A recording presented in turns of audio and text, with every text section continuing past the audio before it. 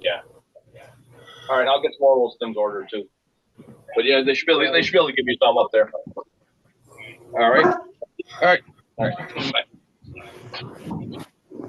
You want to watch it?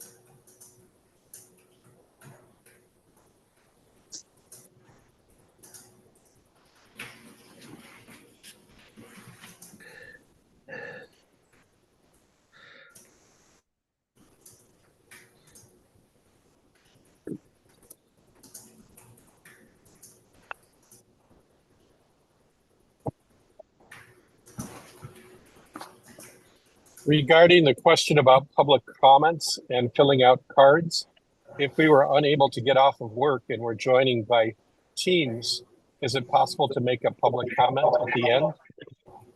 Yes, you may make a public comment at the end of the meeting. The chair will call for public comments, and then you may raise your hand on Zoom. Regarding the question about public comments and filling out cards, if we were we have nearly 1.8 million. Hey, John. What's up? Meeting. Yeah, you got to go to. Oh, hang on. I'll send you. Hang on. In this news clips, I'll forward this to you. There's a link.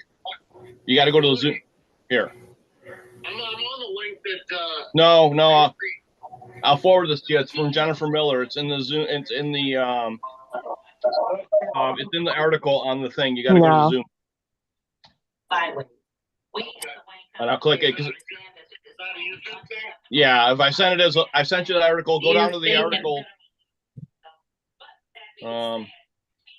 You go down to the article, full text. Jesus. Yeah. Right now, everybody's trying to get ready for it, so nothing's going on yet. What's that? I can hear you on the other line, on the webcast. Oh, okay.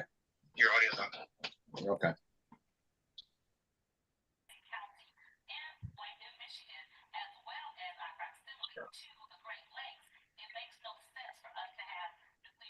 Nuclear waste come to our facilities. And I think I see Congresswoman Tlaib. We have a chair for you up here, Congresswoman.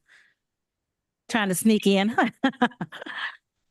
But by the amount of people who are here, residents who are here, our Congress leaders who are here, we understand that that is something that we have to do anything and everything within our powers to make sure that at the least we can do is have communication when such toxic waste is flowing through our byways and highways here in Wayne County. And unfortunately, that again did not happen. We had the same occurrence happen last year when the spill from East Palestine, Ohio came to us, and we found out at the 11th hour.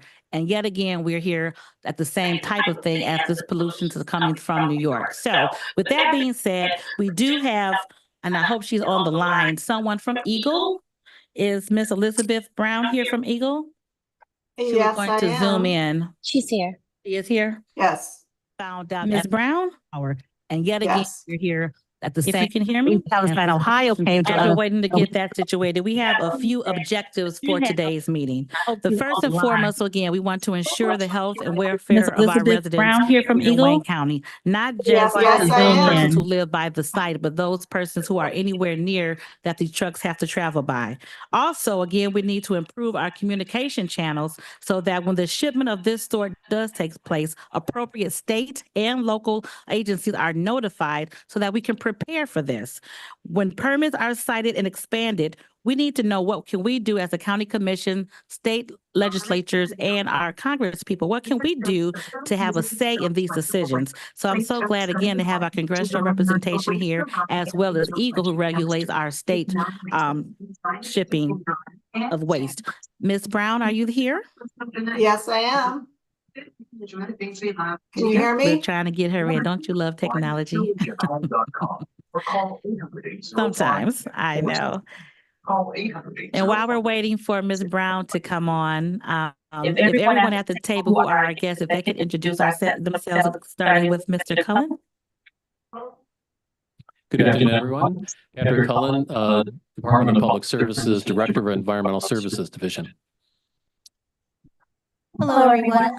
I'm State Representative Reggie Miller, and I represent District 31. Welcome.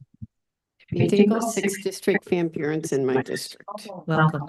Congresswoman Rashida Tlaib, and I represent the 12th Congressional District. Welcome. So wonderful to have of our Congress ladies as well as our state representative here. We know how important this issue is to all of you because we've all been beating this drum for a very long time. So thank you all for coming to visit with us and to discuss this very important issue. Ms. Brown, are you there? Yes, I am. Yes. Okay, can you hear us, Ms. Brown? She's not. Unmute yourself, Ms. Brown. Can you hear me? Hello? Not on mute. Or if you can hear me, kind of wave.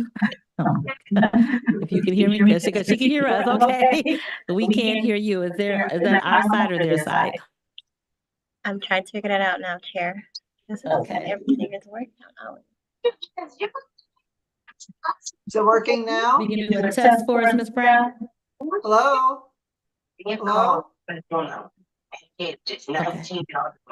All right. So while we wait for her, if Pat, if you want to start, we understand, of course, that this is something that the county generally has no say-so in, and I did provide a general overview prepared by our council. However, if you could just give us a perspective from you and the county executive's office. Yeah, certainly.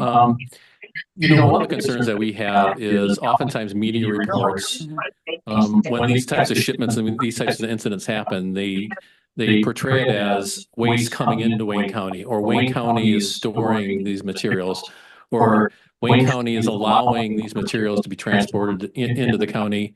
And it's really important to know that the county has absolutely no regulatory authority or say-so over the disposal or transportation of these materials into the county. So a lot of times the county gets painted unfairly, I think, as if we're allowing or permitting this activity to happen, when state and federal law is written in such a way that it limits any local control or regulatory authority over it. Just as a brief overview too, the material in question that was in the media last week is coming from a storage site in upstate New York, as you said. It's a site that's managed by the U.S. Army Corps of Engineers. It's part of a program called FUSRAP, or Formerly Utilized Sites Remedial Action Plan.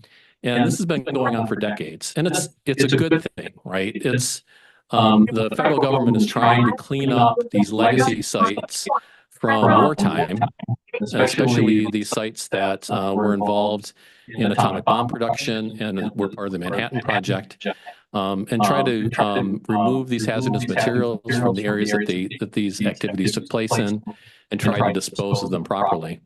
I think it's important, you know, as a country that we're doing that. I think the challenge for us is we happen to have one of the largest licensed, both federally and state licensed, hazardous waste processing and storage facilities here in Wayne County, in Van Buren Township. And the Army Corps, when they put their contract out to do this work, to remove these materials, they've identified only 5 facilities in the country that they will allow the contractors to haul the materials to. And the Michigan Disposal, Wayne Disposal site in Van Buren Township is the only one of those east of the Mississippi River. And when you realize that most of these sites are located on the East Coast and in upstate New York, there's one in Ohio, the cheapest and shortest route for disposal, for transportation and disposal of this material is to come to Van Buren Township and the Republic facility. So there's an economic challenge, you know, to that. Now, I do want to also say it's important that we have facilities like this that can manage safely these types of materials. We have a lot of heavy industry in Southeast Michigan that utilize this facility for that purpose. There is an economic benefit locally to having this facility. However, it's a challenge when you see the volume of these types of materials coming in from out of state, especially. And there have been many attempts over the years to try to limit and or prohibit the transport of waste materials across state lines. The Supreme Court has ruled on a number of occasions that is protected by the Commerce Clause. That doesn't mean though we can't do anything either. I do think there are steps that can be taken. There are some advocacy issues we could take up, especially in state legislation, that could improve, you know, what's going on right now, having to do with notification, having to do with tipping fees, having to do with getting some host community benefit and agreement for these sites.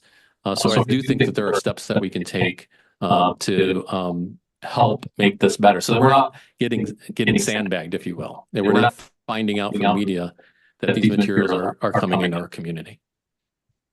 Question, were you aware of this particular transport? I was not. And again, and I guess that's the heel of the issue is that we are never notified prior to understanding that they can do it. But we ask simply that we're at least notified so that we can take any precautions and just have our law enforcement, Homeland Security alert that it is coming. And that's where the problem is, in my respect. And I think of all of the commissioners here, the notification process that we have asked over and over again for that to happen. Rep. Miller, would you like to say? Yes, thank you. A couple of things I want to bring to your attention. Residents have come to me and they said, this material, this waste, this contaminated waste is at lower levels of radiation. And it can go into a regular landfill. What I don't understand is if it's so low in radiation, why is it coming here anyway? If it can go into a regular landfill, keep it in New York. Absolutely. I need answers to that. And yes, and to your point, we are doing things in Lansing. We are working on legislation right now and have been for the past 10 months since the East Palestine waste that was coming here that we turned around. We have been working on legislation to make sure that we're notified.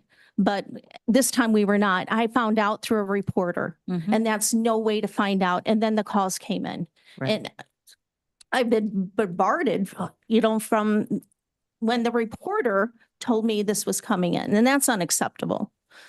And the landfill tipping fees, like I said, we're working on that. Darren Camilleri is also working on that with me. If there's anything that we can do to provide a resolution to support that, please let us know as well, whatever House bill and Senate bill that those are, so that we can provide a letter of support to that as well. Thank you. Thank you. Representative Dingle, I know you've been a strong advocate as well as Congresswoman Tlaib on this issue. You have the floor. So I wish EGLE was here to sort of lay the groundwork, but I'm going to be very clear. Quite frankly, EGLE was notified. And none of this material has been transported yet. And I think we will find that the same issue existed last year. There is a process, a very clear that now this company is now owned by Republic, which owns, I'm good about the two that are more in my geography. Rashida's better about the ones that are in the Detroit property. We both have taken a great deal of time to visit them, understand them, etc.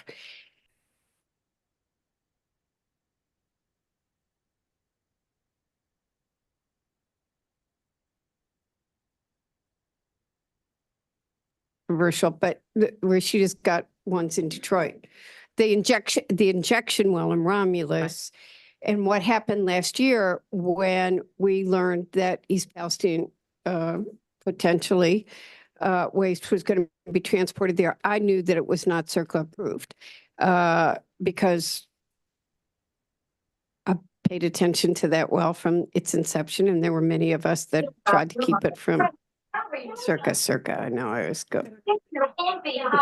Oh, tell them what circa means. That is a certain level of EPA, a hazardous chemical. So you have to have a license for that level, and it was not licensed to take toxic material at that waste. So while it had once been on its way, it could not inject it into Romulus. And I will say, quite frankly, U.S. Ecology was bought by Republic, and EPA broke my arm last year. They thought I was the person that was blocking it. I'd like to take credit, but I don't believe in taking credit when it's not.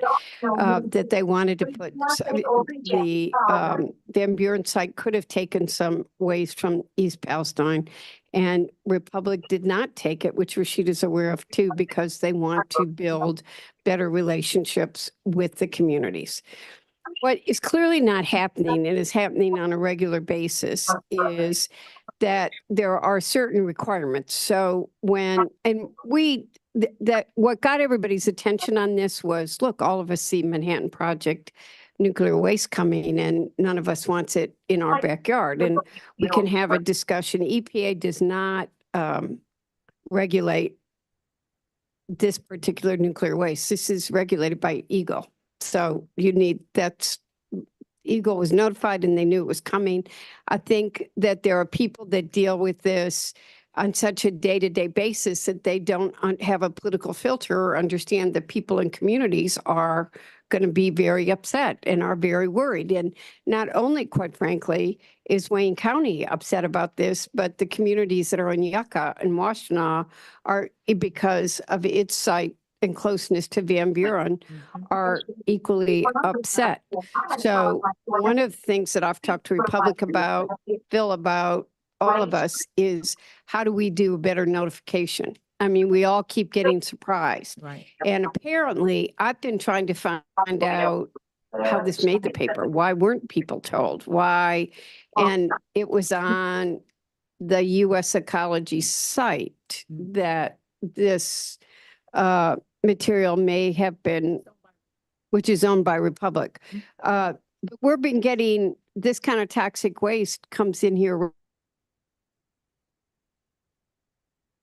I mean, there are a lot of questions, and I think we are going to have a town hall meeting next Wednesday night for all of the communities. At the county executive, myself, Rashida, I've invited to come sit there with me to host, but we will have EGLE, U.S. Corps, the Army Corps of Engineers, EPA, which has made it very clear that they do not license or regulate this, but they do regulate other chemicals that go into those sites. And I think EPA should be there because people have questions and they want them answered. So EPA has agreed to be there. Who am I forgetting? But I've also asked DOT, which I've not put in the release, to come, because DOT is actually who licenses or is the regulator of the transportation of the chemicals through communities. So we've asked them to be there this morning, and I think David's trying to help us do this. We sent letters last week to both Republic and to the Army Corps of Engineers with questions. Republic answered, and we made those answers public this morning. Army Corps of Engineers is a bureaucracy, and it's still going through the bureaucracy, but we will make those public. But I think the community needs to know how they're being kept safe. These sites, when Romulus came up, I'm just talking from my heart, I'm not organized here. But one of the things we learned when we did Romulus last year is that it was up for license renewal, and nobody knew. There had been a public hearing that nobody knew about, and nobody testified at the public hearing. Nobody. So we've been working on even making sure that those notices are right. The Van Buren has been relicensed, and Romulus was relicensed at both the federal level, and Romulus has chemicals that do require the EPA licensing. And so their license happens at both the federal level and the state level. We need to do a better job of making sure people know that that's even ongoing. That's when I found out Van Buren had been relicensed as well in the I think it was, I'm doing this from my head. I've asked the staff to get this for me 3 years ago. So they have a license now that authorizes this. And by the way, the tipping fees is the single biggest issue we have in the state of Michigan about why we are. Rashida makes me be careful. I sometimes use other words and she said it's not a junk state. See? They dump in our community because it's cheap. Yeah, yeah. You're a dumping ground. And it's lucrative for some of the municipalities. It's let's be honest, it is lucrative for many of the municipalities. I'm not going to speak for any of the townships or the cities or anybody that accept them, but there is financial benefit to allowing that to come in. The fact is of trying to balance the cost and benefit of it, and also just the amount of fear for many of our residents that go through this. And we're dealing with a company, and just be clear, Republic Services, and I'm going to be the one to tell you all. I'm going to submit for the record to Clerk Lane. I understand you got married. I don't know the name. Congratulations, but I'll submit to Clerk Lane the 2 articles. But last year in 2023, Ecology South was part of that. They were fined only $2,000 for dozens of violations, Chair Bell. July 2024. Literally last month, they were fined. State reaches $1 million agreement with Republic Services for violations on the east side of Detroit for leakage. So I just want you all to know, even though we permitted them, they have licensure, they are authorized, they are still in violation even within those applications or those processes. So it's really clear to me that we need a lot more oversight and a lot more transparency of what's coming in. Also, this has to be transported through our communities. Yes. So it's not just about Van Buren. This comes through our communities. And so we need to also understand what that means and if folks are prepared. One of the things I heard from our firefighters, and you can talk to any of your firefighters, when they're not told what's on those trains and those rail or what's coming through the community, well, guess what? When all that happens, do you think they're calling Republic Services to show up? Right. They're calling our local city, county, and state services to come and handle those leakages and so forth. East Palestine happened. The only way EPA came in to clean up is public pressure. And so the transparency, public pressure that we can have, again, from our community and folks contact not only their state reps and others. You know, Patrick did a great presentation this morning and I got it, and we don't have a manifest of what's coming in. Yeah, it could come in and there might say, oh, it's legally allowed. I understand, Chairwoman. We all do. But the fact that even Republic Services didn't even know what was coming in. Right. Absolutely. So Army Corps this morning emailed my office to tell me, well, they don't even want to put in an email. They want to just meet with us. Well, you know, give us a manifest of what it is. Answers But I to don't like it when questions. Republic Services now suddenly tells us, well, it's from a parking lot. Well, if you read the Detroit Free Press or anything, and I don't know how the media can get a hold of it, but we can, as elected officials, can get a hold of it. Because guess who's getting the calls? Not the Free Press. We are getting the calls. And so again, all due respect, Republic Services is doing outreach to the community, but you can't meeting away the fears. You got to answer the questions that people have. What is coming in our backyard? And we deserve to know. We deserve to know before it comes in. Chairwoman, because this launches, you know, I think the transparency request and of oversight, because we can get notice. We can let folks notice, oh, something's coming in, but are they going to actually provide them? Let our fire departments know. And that's the one thing that we heard from Romulus Fire Chief. You know, sometimes he doesn't even know what's coming in and out. And then he gets the call when it gets rolled over, and all of a sudden, but they all downplay it. I mean, I've heard people call hazmat material, that's just sanitizer. That's not true. So we just got to be very careful. It's a very toxic site, by the way, from New York. You know, I've asked for more information from my team to say, well, let's dig deeper. If it's one of those super sites, let's figure out what else is there, because they can act like it's concrete, but all that is still coming in to our backyard. So again, when we have this many violations, and I'll submit it to Clerk Lane, in 2 years, just the number from leakage, by the way, the company did not inform the state over 6 months that there was leakage. And then they'll say, well, it wasn't that bad. It's not, don't worry. But the problem is, well, then why not tell us from day one, right? And there's so many concerns that people have about the toxins and the cancer and, cholesterol, just all of the things that for our environmental health, it affects us and we need to know. Absolutely. And State Rep is right. I mean, if that's true, if it's not toxic, then why are you coming over here? But again, I get it. And Patrick's right. We need safe places to put this material. And it's the right thing to do to clean it up. But I think But the where of it, exactly. the why in the most populous county in the state. We are the most populous county in the state, and we have more trash sites than most do. So we need to be looking, and all trash is not the same. That is the other issue here. We have various levels of hazardous waste, toxins, and toxins, and much of this has been permitted, licensed, and is income for local communities. Right. Doesn't mean they're in compliance. And we've that's what got I'm trying to explain about. We probably need Doesn't to mean they're in raise. compliance. But how do we raise EGLE's the one with, that's why I wish EGLE was here. EGLE is here. And that's a great segue. If you don't mind, I would love for them to, Ms. Brown, are you there? She was there a moment ago. Ms. Brown, are you back? Yes, I've been here all Because along, it is important that we there's have an issue our with state you hearing me. Can you hear officials me? on the line because this is their area. I mean, for the fining or the penalties, some can be at the federal level, but EGLE has the state regulations.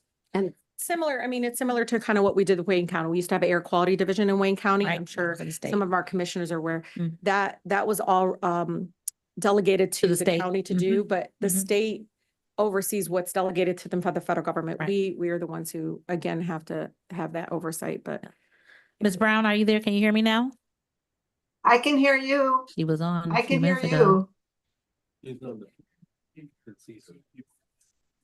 What now?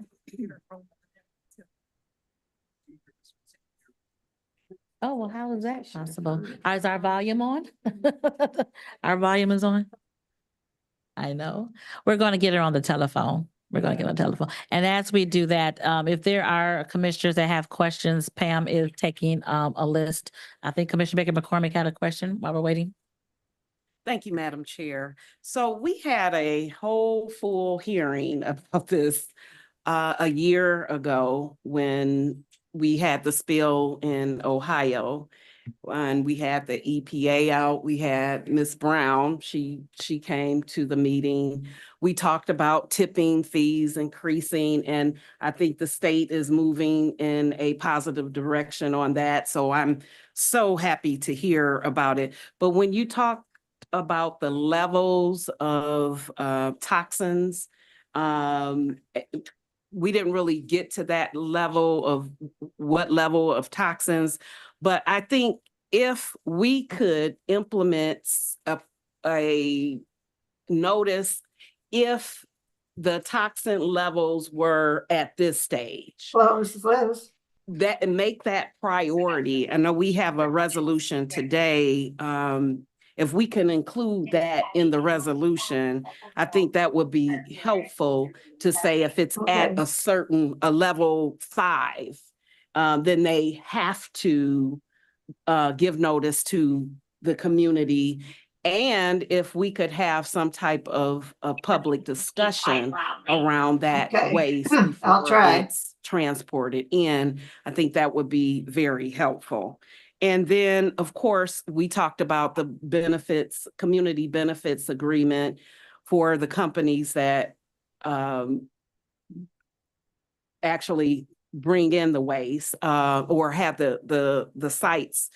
It's important for them to be a part of the solution and not just, okay, we're here and come on and dump whatever you want in our backyard. So those are a couple of the things that we really pinpointed as what could help us move in a positive direction. The tipping fees and a level of oversight if the waste is at level 5. So that was one of the Having a scale. If it's scale. this, that, fine, but if it's more than that, then it has other regulations associated with it. Exactly. I think you need to work with, an existing law. Start there. And there is like one of the things that we tried to get passed, because one of the things I heard from all the firefighters and all of communities, there's two kinds of transportation. There's the rail transportation, which we were all focused on last year with the East Palestine. And you talk to all the firefighters, you talk to the people in East Palestine, those cars were not labeled. They didn't know what chemicals were in there. They were dealing with total. And one of the first things that I wanted to do, and I talked to, Rashida knows, and I actually, one of the Republican that represented the East Palestine was on my committee, Bill Johnson. It was to require, you get into interstate commerce when you're dealing with train, was to require railroads to notify us. We couldn't, elections have consequences. I won't be political, but I'll say that's one of the things that you have to do. You also get into interstate commerce when you are trucking. We need lawyers to help us. I do think that at the state level, you can require more. You all can ask for notifications when you certain each of these sites, you need to get the list of all the, I've become more of an expert in trash sites than I've ever wanted to be, because there are a lot of them in this, Rashida's in my district. And they're different. Some are owned by municipalities, some are owned and managed by companies. Some are just dealing with the everyday site. And then the 4 that we are talking about here are the ones that have your more hazardous materials. Circa is the most toxic. But I think I don't know where state law but you should be looking at asking for notifications when. Nothing prevents the state from going further in that sense of transparency. But can the county do it? And in the county, for instance, if there's no notification, there could be accountability on that. Again, I don't know. I think the lawyer, ethically, if I'm asking you, she's the lawyer. Yeah, but ethically, no, ethically, I'm not sure if us as Congress members are allowed to really give a legal opinion. What I'm trying to say is you can look into, Chairwoman, the possibility of no notice being done with the county, how it's been done. Like if it's not following a certain protocol, that there could be fines so that it prevents it. But again, this is really about our emergency responders. They told us that the state it's like some sort of thing, you go online and nobody looks at it. Well, the state doesn't even get it. A lot of this, the state doesn't get on the railroad, on the car. So EGLE is notified if something is coming to the hazardous material is going to these licensed permitted sites. They get and for this site, and if EGLE could talk, they would tell you that they'll tell you what the low level, but EGLE must test the material before it is sent to that site. That's another requirement. Ms. Brown? I think we have her. There you go. We have. Yes. We're going to put her up to the microphone. There has been a lot that's been talked about. I guess I will start by just concentrating on addressing, I believe Congresswoman Dingell mentioned food scrap waste. So this is the type of waste that is coming. It's the U.S. Army Corps of Engineers that cleans up these sites, addresses these sites, and they have processes in place. And when they have material that they believe is of a contamination level that is acceptable at a specific landfill, they send the information, that all the testing that they have done, to the landfill operator. In this case, it was the Wayne Disposal folks. Wayne Disposal then provides that information to my division. I'm the Director of Materials Management Division, and we have the Radiological Protection Program within our division. And our staff evaluate the data that's been provided against the state requirements. There's our hazardous waste and solid waste parts of the statute regulate what can and cannot go into the landfills. And part of that deals with this type of waste, radioactive waste, what levels can be expected at our landfills.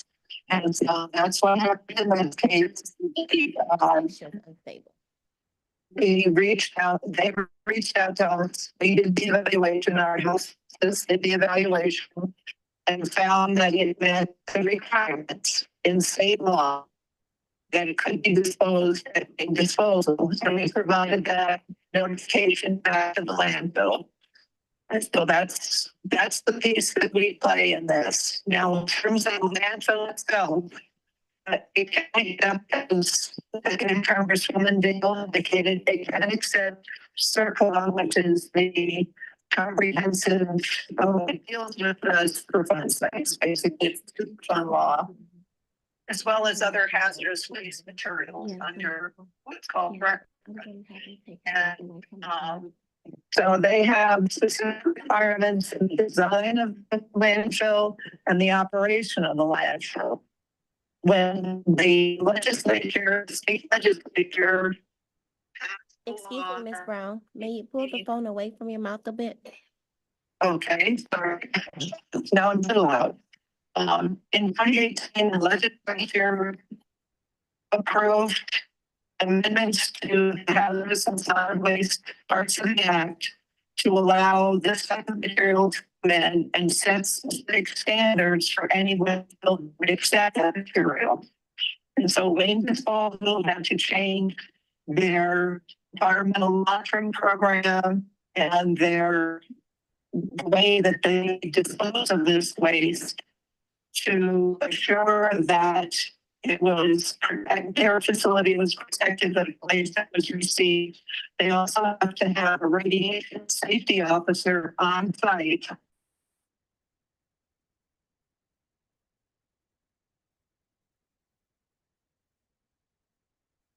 All within the bounds of what is legally allowed in the state of Michigan. Not every state has the same requirements for these materials. And I cannot speak on behalf of the Army Corps of Engineers. They do have their own processes and procedures and requirements that what they can and cannot do with this material in terms of disposal. Now, I know that a lot of folks are hearing, you know, nuclear waste and Manhattan Project and all of that. Like anything else, there are various levels of contamination. Not all the waste from that facility that's being removed is coming to Michigan. It's just this very, very low level activity material that's made.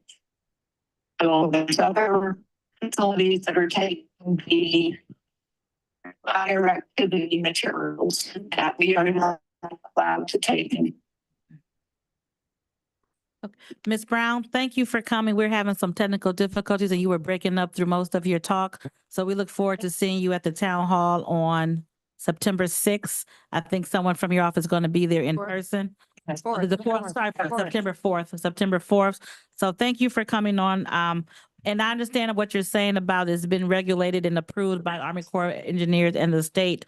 But our issue is that there's never any notification when this comes through to Wayne County. And that's our biggest concern is the notification process and the protocols where we should be notified as state and local officials when it comes to us. But thank you for taking time out of your day, and we look forward to seeing you in person on the 4th. And I do have a long list of commissioners who would like to ask questions and to speak, and I'll start with Vice Chair Palomero. Can she stay and try to, she has more answers. Okay, and if you could stay just to listen and take notes, and then if you could, we'll talk to you after the meeting. Thank you, Ms. Brown. Go ahead. Thank you. Thank you, Ms. Brown. And thank you, Madam Chair. And thank you to our guests who are coming and Patrick for helping us to endeavor and navigate this situation where it just cries out that there needs to be some common sense resolutions. Patrick, my question is this. I think I heard you say there's 5 of these toxic waste, hazardous radioactive waste sites in the nation.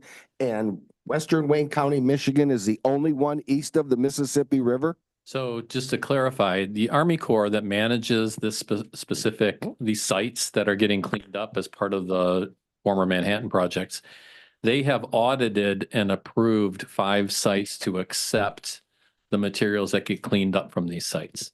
So I think, one of the things I wanted to add to that when I mentioned earlier, I would love for us to be working with the Army Corps, and I'd love to know from the Army Corps what efforts they've made to identify additional sites. These materials are traveling a long way, whether they're by rail or by truck, to get to Van Buren Township. And I know for the materials at the specific sites, the contaminated soil and concrete at low levels of radiation, there are other facilities, I'm sure, that are closer that could accept this material.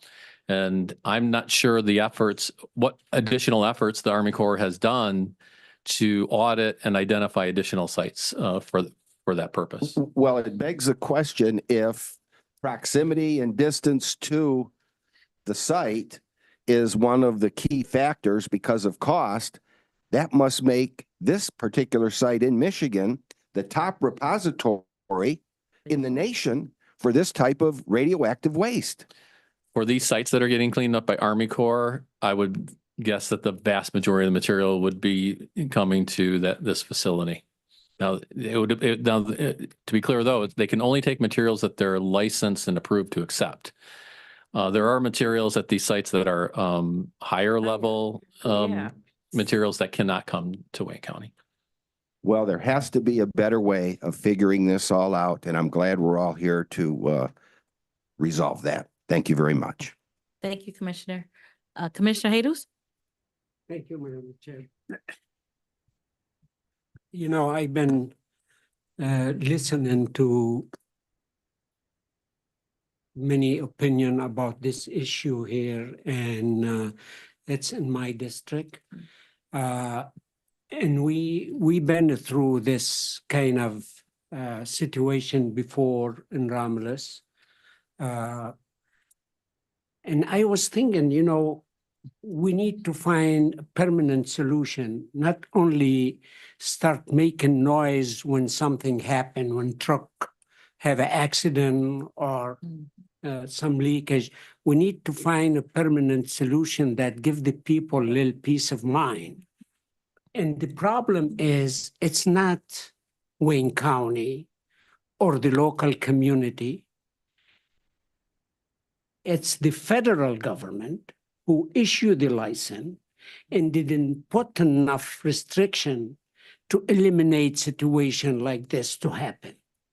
We need to tackle with this issue on the federal level, state level, local level too, to give the people some communication when something like this happen and going through communities and going to the site. At least everybody know what's going on. That would help us to not react in a proper way or non-proper way.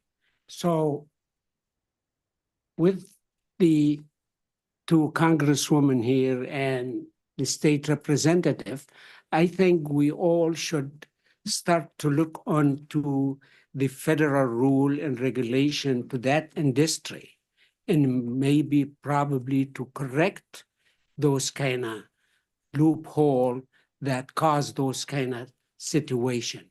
The people deserve better system than that, and the industry hide behind those loophole with the federal government, and the local community have no power or anything to stop them. So I want to be I'm all for it. Remember, I was someone that was there with John Dingell opposing the Romulus injection well from day one.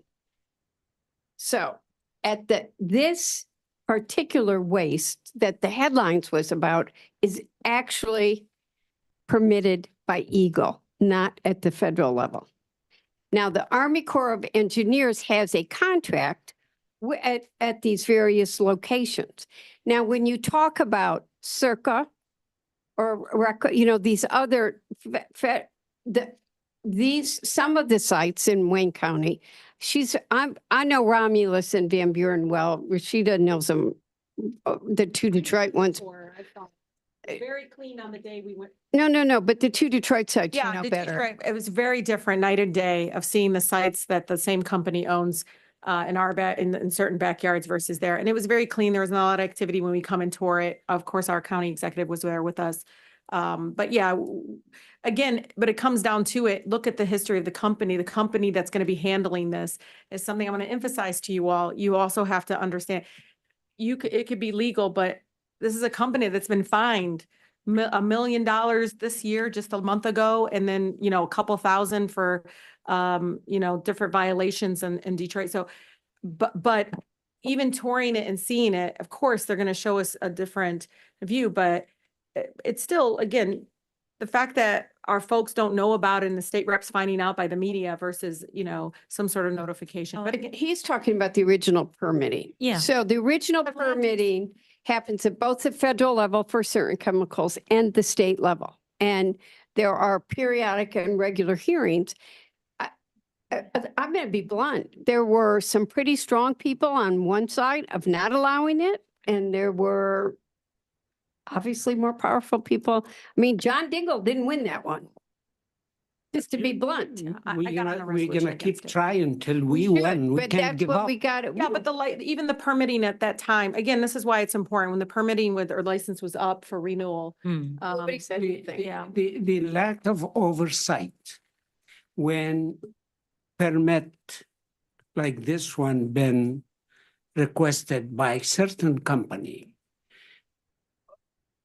The most important issue for the federal government or the state or the local to look into what we want to protect.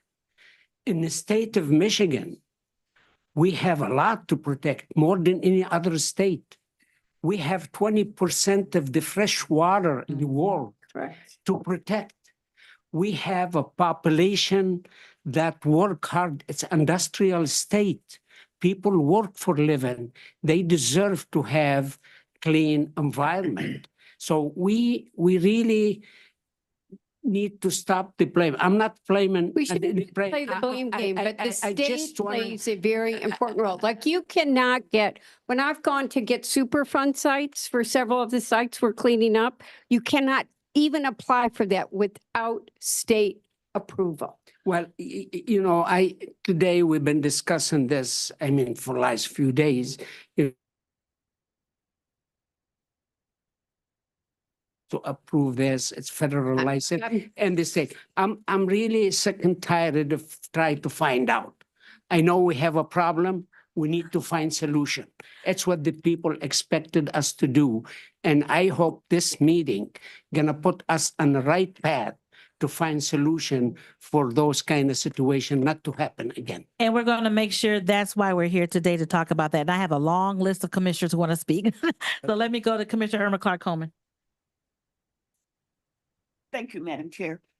Let me just make sure that I got something straight. Now, there's a permitting process that they go through. And don't they have to get approved every so often? Yeah, that's what we're.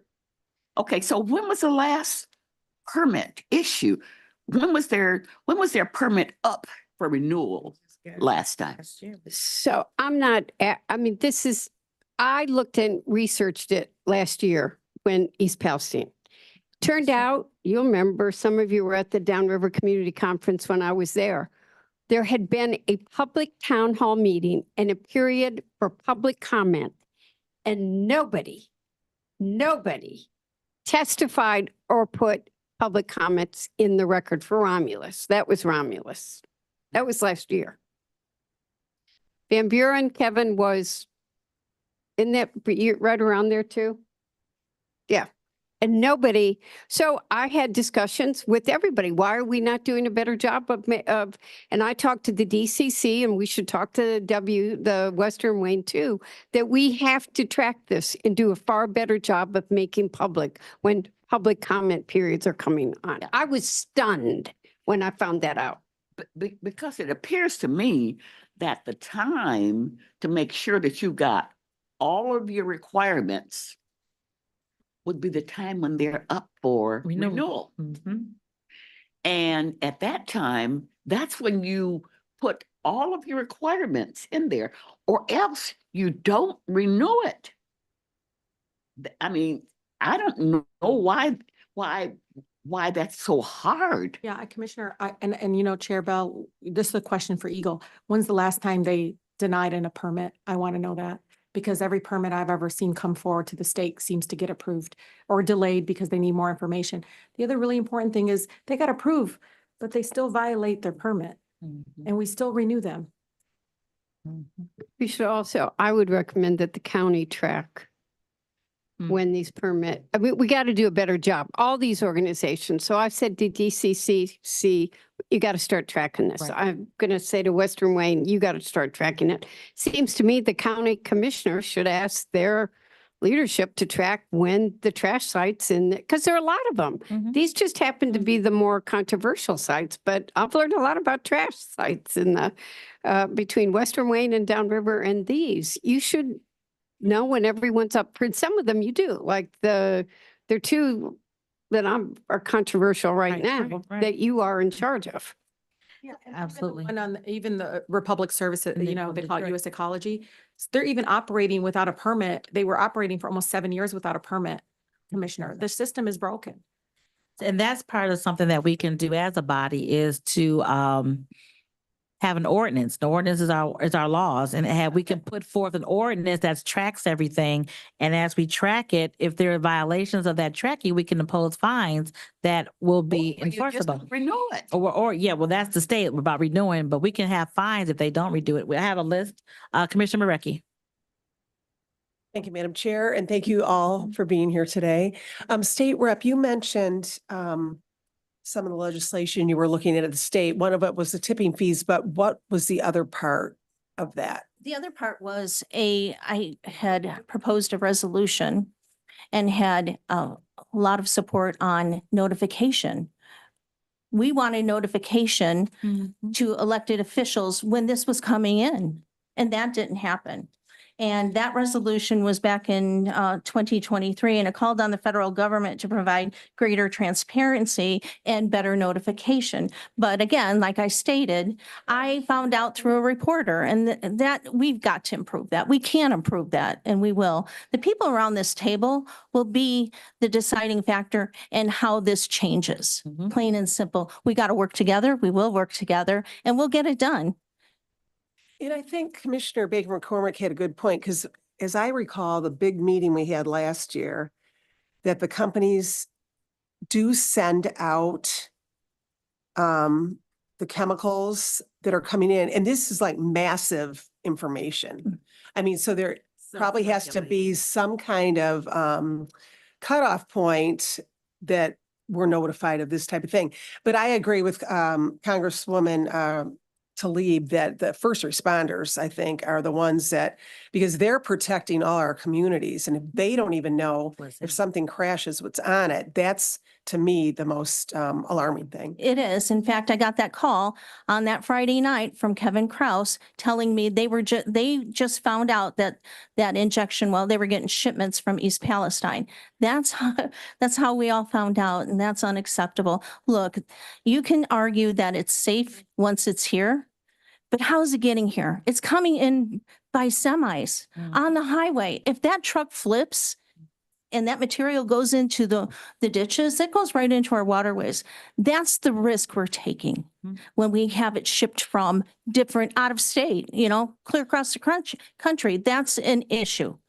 Yeah, but if our first responders knew that, they didn't. Yeah, no, that would be, yes, they could be right on it. They can't be on it. They can be on alert. Yeah. All right. Thank you, Madam Chair. Commissioner Killeen. Thank you very much, Madam Chair.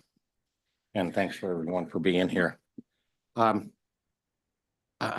just want to focus on this. There's a lot of issues that have been brought up here.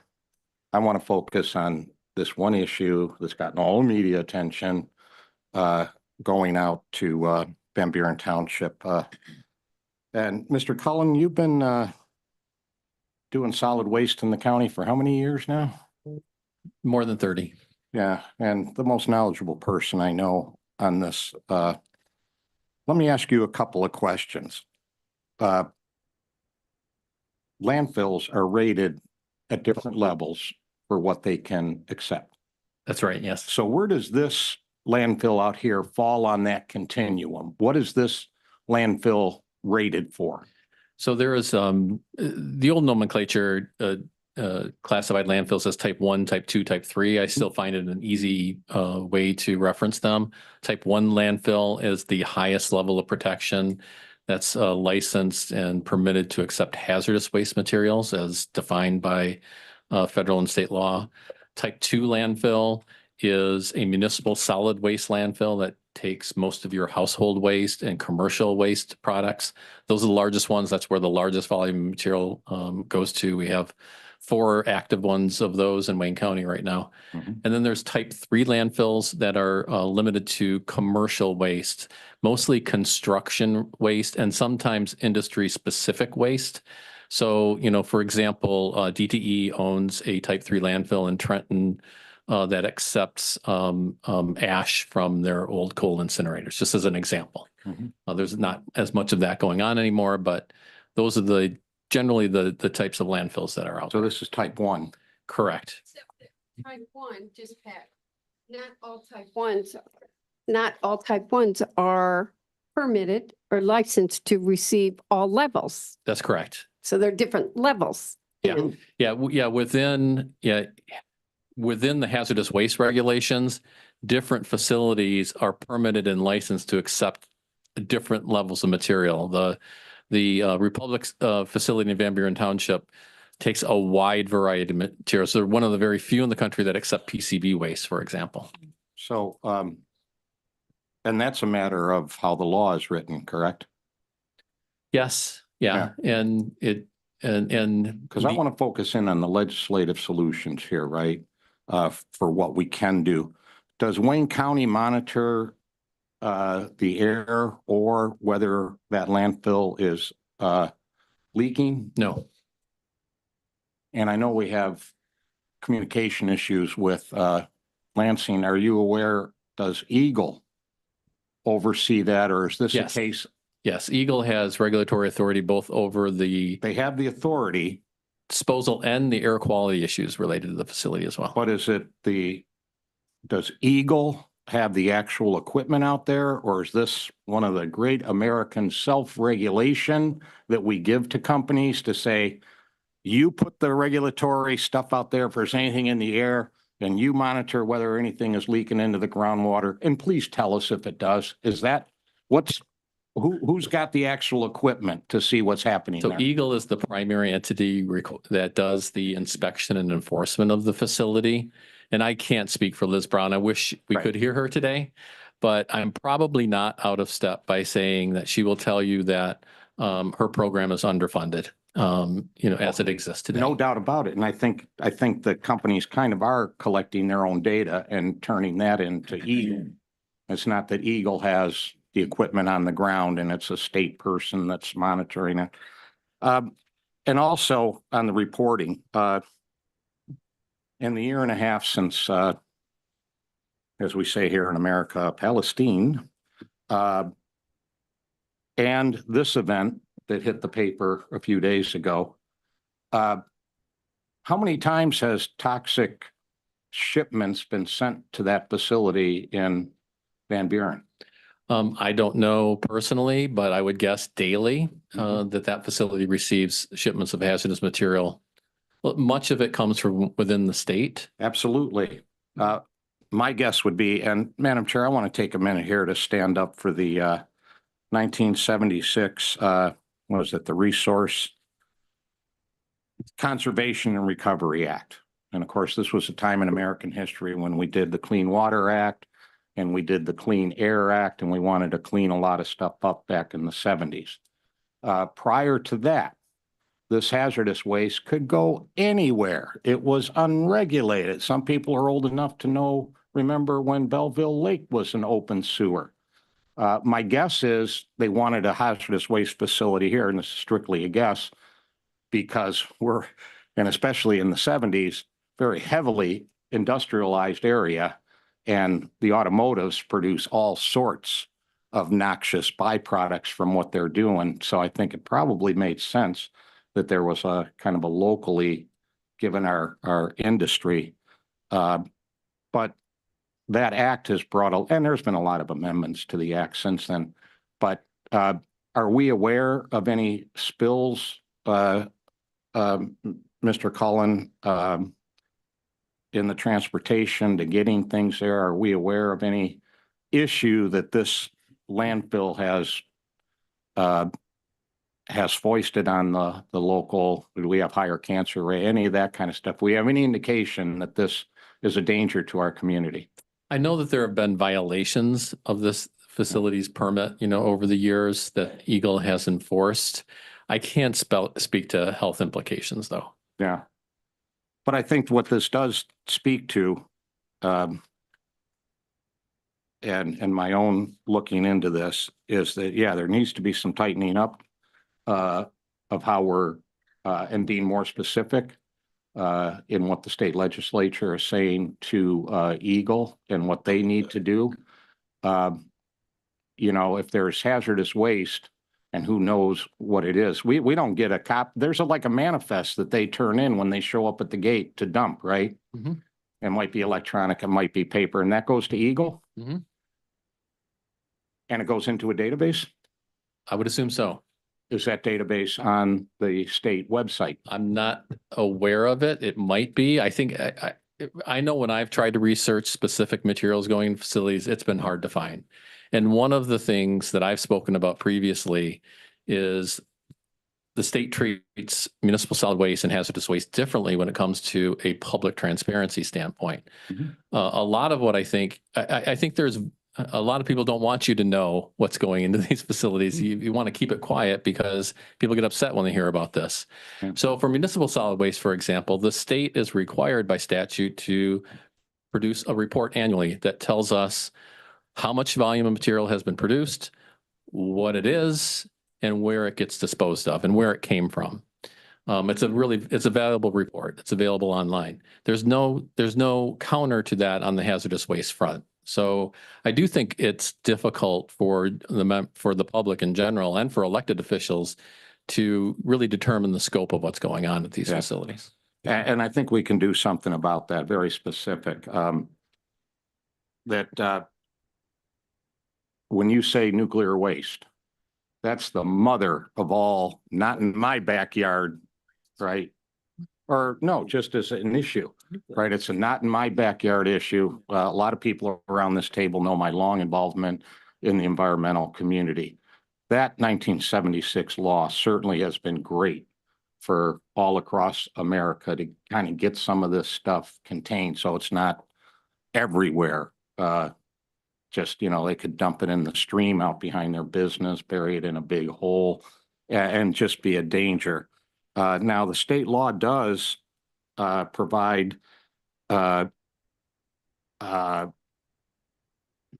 won't quote the number, but to request information, inspect a facility, including the right to sample hazardous waste. And I don't know if the state does that,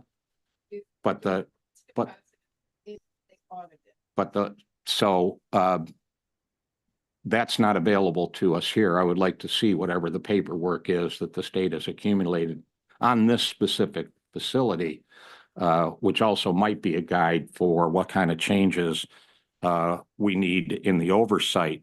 But the fact of the matter is, and I think of being what it is, the reluctance to have this way too public, everybody would get stirred up every single day, right?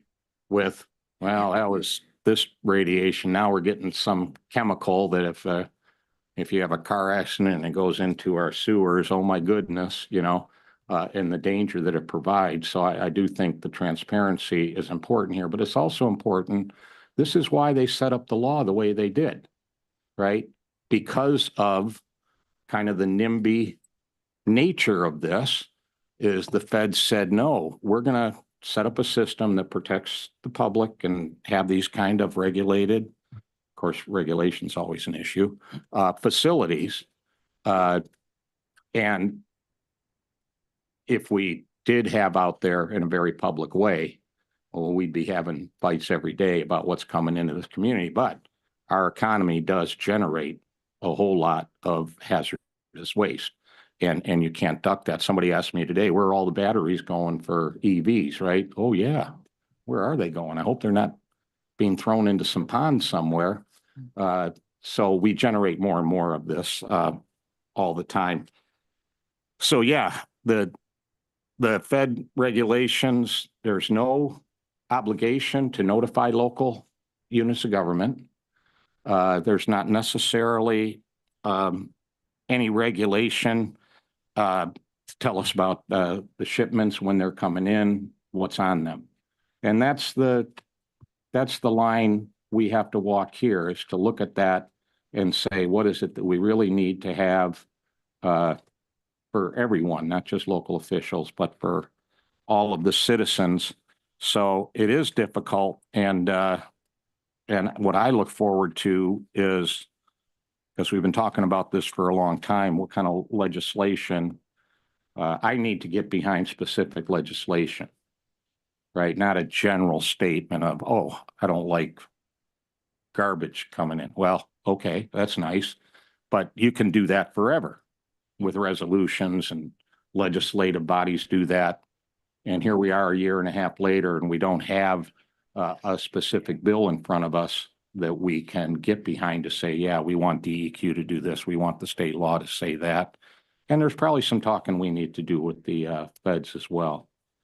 So thank you for filling in a couple of, anything else that you wanted to mention about this situation? We've talked several times about this. Well, since you're going to give me the mic again, I Yes, might I as well am. put a plug in. And just as a reminder, all of us have hazardous materials in our homes. Right.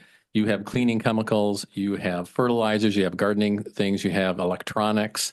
Many of these materials in our household products contain some of the same materials that get cleaned up at these hazardous waste sites and disposed of at hazardous waste landfills. Yeah. State and federal law allow you to throw those in your regular trash. We don't want to see this go in your regular trash. So we do have a household hazardous waste program. And it's an opportunity for me to plug the fact that we have a collection event this Saturday in Commissioner Anderson's district at Westland Shopping Center from 8 a.m. to 1 p.m. We also issue vouchers to residents who could take materials to our contractor site in Livonia too. So, Thank you. And Madam Chair, I'll finish with this. We all know that we've been involved. Public hearings held by the state can be enormously difficult to find out when and where and what's it about and all of that kind of stuff.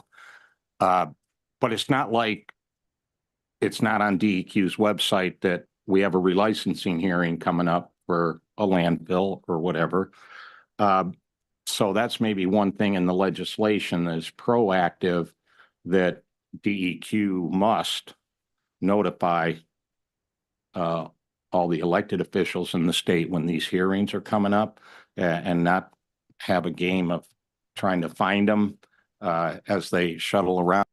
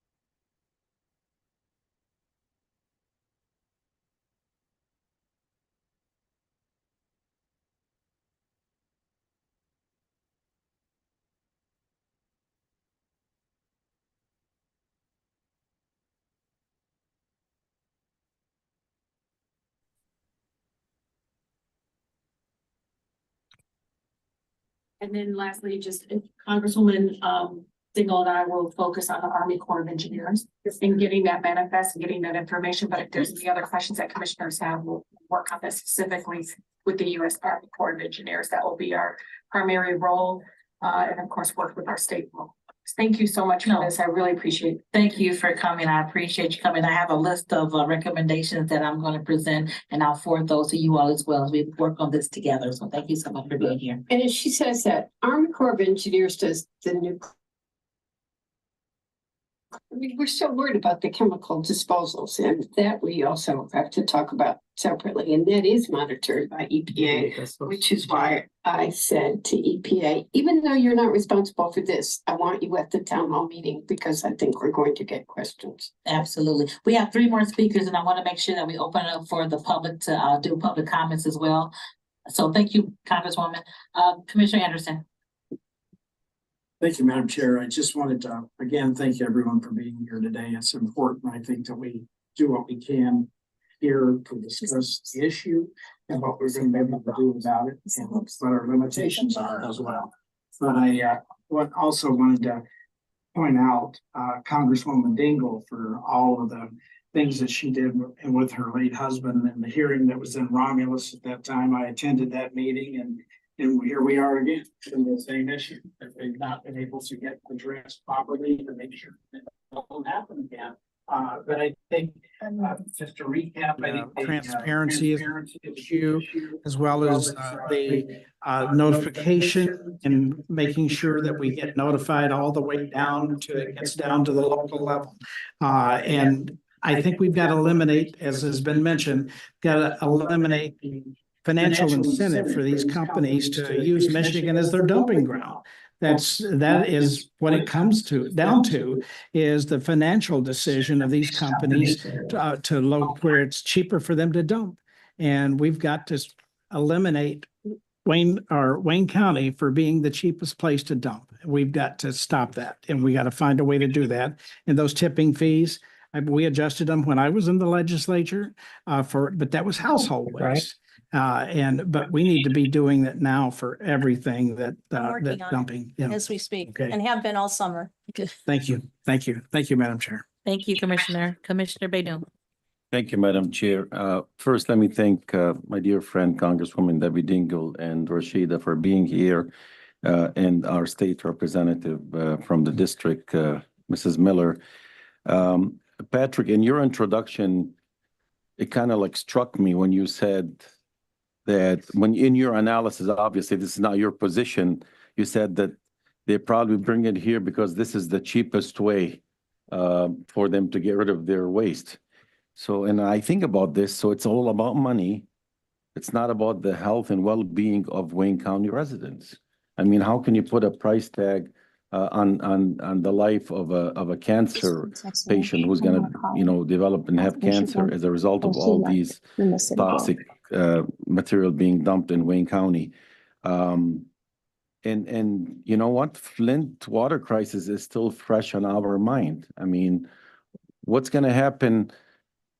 I'll pose this question, Congresswoman Dingle. Let's say while they're transporting this material, and there's a turnover and it goes into the water, who's going to be responsible? Who will be held responsible for that? Let's say there's a spill on I-94 in Dearborn while they're transporting this to Van Buren Township. Who's going to be responsible for that? So each of these is, and I wish that this was all as simple as we would like it to be. One of the things we need to do at the state level is also get polluter pays legislation, which is not there right now. But it, in this case, if something were to happen, it would be the federal government because it's the Army Corps of Engineers that'll be transporting it.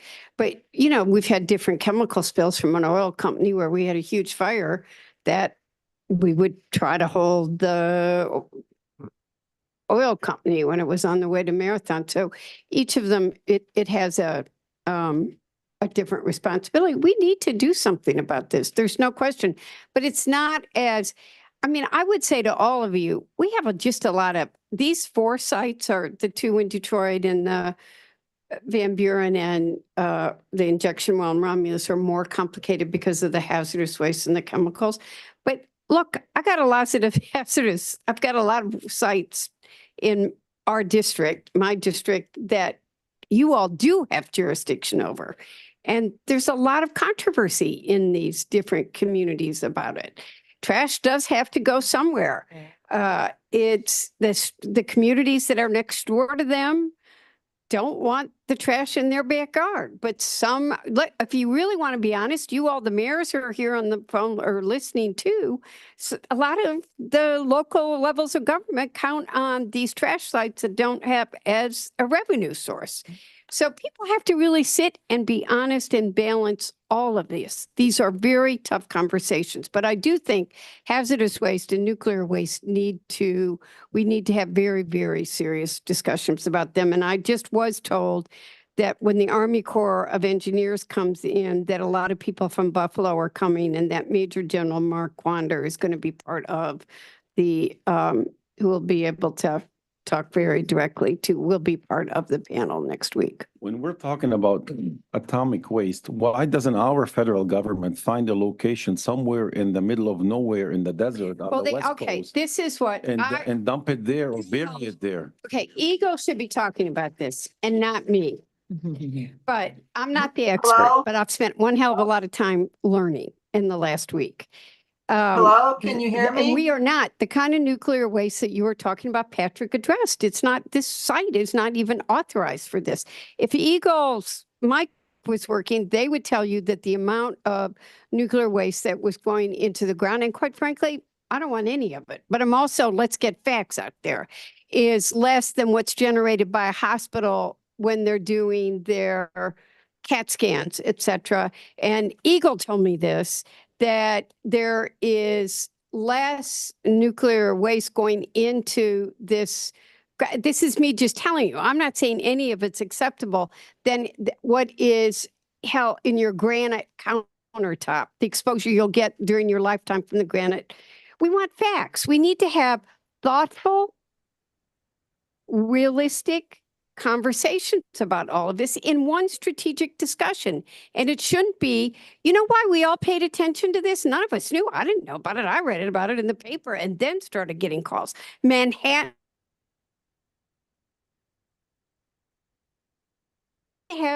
We need calm, factual conversations that look at all of the perspectives on this, but there are things that really do come out of this, which is there needs to be better notification. When these permitting and licenses are up, we should be having real conversations on a timely basis, and every community should be having impact to the trash sites that are by them. Right. Madam Chair, I'm going to finish up with this comment. I think we should work very hard to make it very extremely expensive for these companies to dump in our backyard.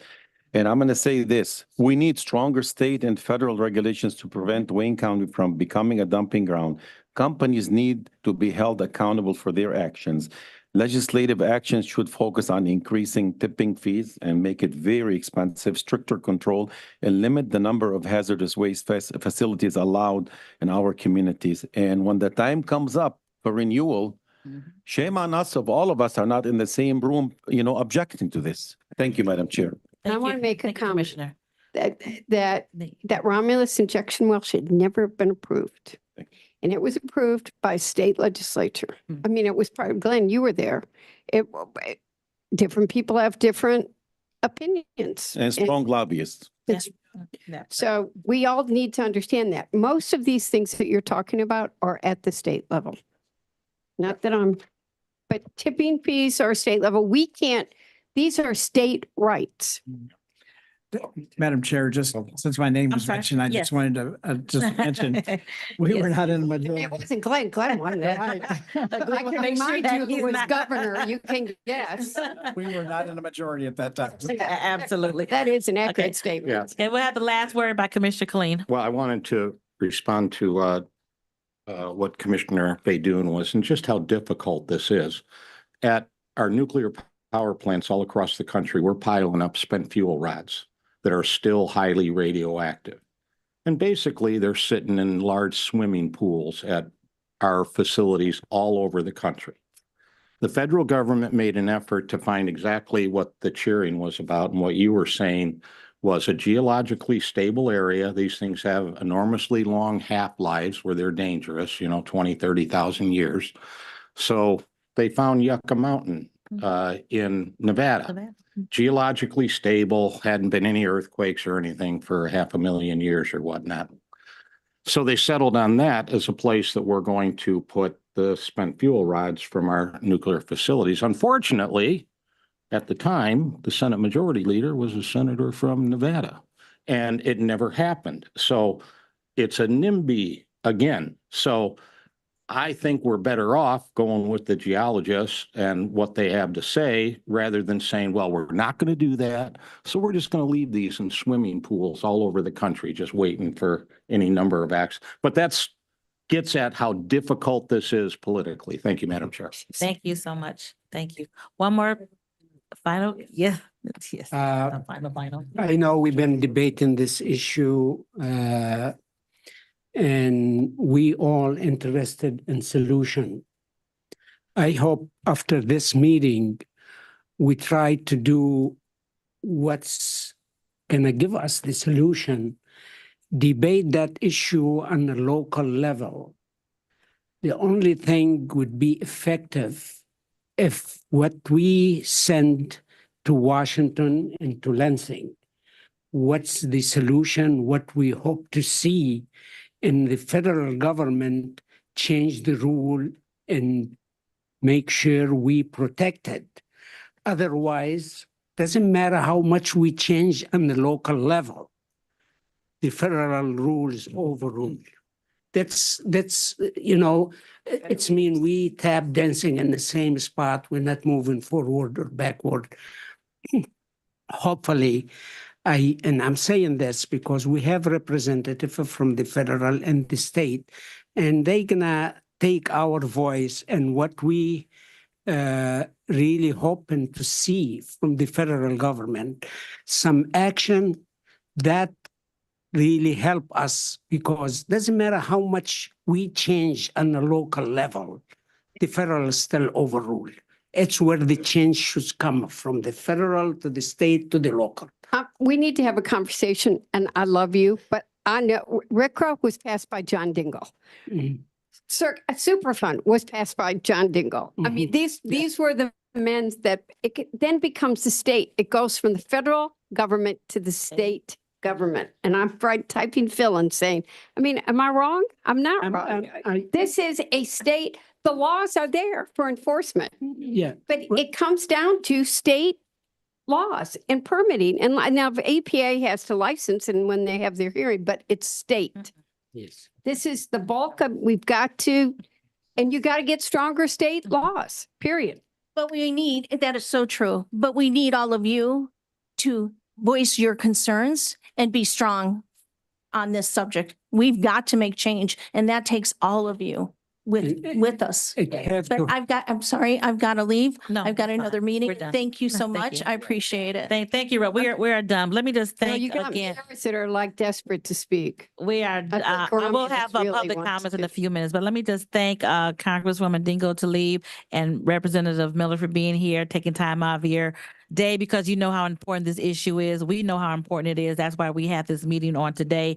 And let me just recap the things that we're going to work on. One, establishing protocols where fines will be given if those protocols are not followed, increasing and supporting tipping fees, communications, making sure that we are communicated when things are coming to Wayne County, and then making sure that we're tracking the permits. Those are the things that we can put in ordinance. And if we put those in our county ordinances, even though it comes from the Fed to the county, these are things that we can control, that we can make sure if the tipping fees are too high to make it unattractive, obviously they're not going to want to continue to come here. So these are the things that we can do at a local level that we'll be implementing to make sure to help you at the state level. So thank you all so much for being here. We do want to have time. Thank you. Thank you. We don't clap at meetings, but thank you. And Madam Chair, yes. While they're here, can I make a motion that we pass this resolution? We're going to, actually, the resolution that we do have, we're going to ask each commissioner that they have some amendments and tweaks to it to give it to Felicia. We'll have it at the board that's meeting. fine. So thank you so much. We do have public comments that we want to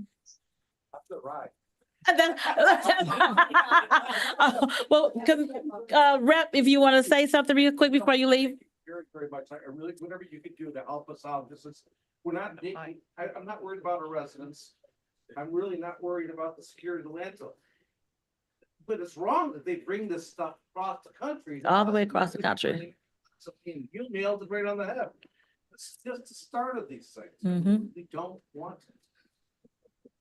Thank you, Supervisor. Thank you. Thank you so much. We do have public comments at this time. We appreciate again so many of you coming in to hear this discussion. We have cards. Yeah. Oh, I'm sorry. No such other matters. We're going by the agenda. No such other matters. Public comments. Public comments. Cards. When we call your name, you'll have 2 minutes in the audience to speak, and then we'll have 2 minutes on Zoom after the people who are in the audience speaks. Martha Washington. Martha Washington. And you have 2 minutes, ma'am. Thank you so much. She can sit at the table while you're doing that. Martha Washington can sit at the table. Yeah, come up here. Why are there no batteries in the microphone? Yes, hello. I had many concerns about what's going on. In fact, I'm a resident of Van Buren Township. When I heard about this, I tried to get as much word out as I could with several people in my community by sending flyers everywhere to the small businesses, to going to the farmers market that was held yesterday and handing out flyers to them to let them know. Some of the questions I had were already answered, but a couple of things I wrote down, and maybe we don't have the answers right now, but we can ask later. One was how many metric tons of uranium will be added to Michigan's already level of 3,440 tons that were reported in 2022. This came out of the Nuclear Waste Fund contributions that was in millions of dollars as of 9/30/2016, and Michigan received $844 million.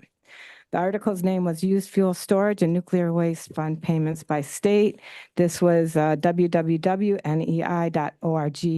with the source being the U.S. Department of Energy, Government Technical Services, updated August of 2022. My second one, and they kind of touched on, was how of the 5 places that they chose, I know they were saying economically it was sound, but did they look at population of these areas? With Wayne County having the largest population of cancer cases, there's a lot of concern with all this waste coming in. And I thank you for your time. Thank you so much for coming down. We appreciate you. Next person. Bernice Lindell. Bernice. Sir, did you fill out a card? Just barely found out where this place was and just barely got here, so I have. Okay. Chance to fill We'll out help. anything. We'll help you fill out a card, sir. Someone help him fill out a card. And it's 2 minutes for everyone. Thank you. Name for the record, please. Bernice Linke.